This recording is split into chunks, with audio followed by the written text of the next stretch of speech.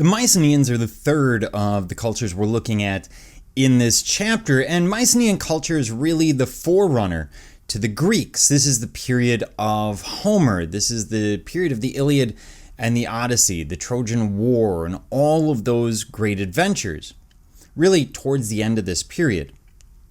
And they appear on the mainland by about the second millennium BCE.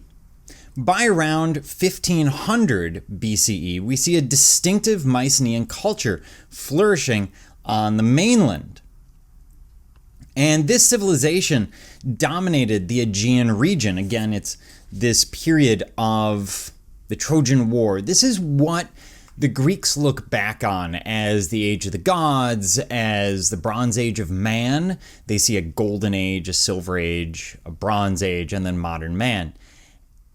And they look at it because they find this monumental architecture that we're going to see parts of.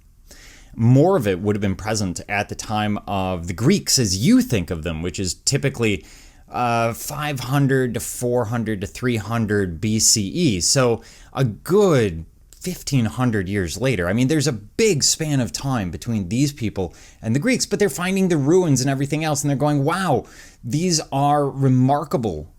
And they must have been built, instead of saying they were built by the gods, they believe that they were built by this greater age of man. But then again, every society does this. We look back at different generations in the past and we go, wow, they did things that we could never do. Every generation thinks that they're a little bit weaker than the previous generations. And then we look ahead to the next generations and go, wow, they're even weaker still. Things will just fall apart. It never does.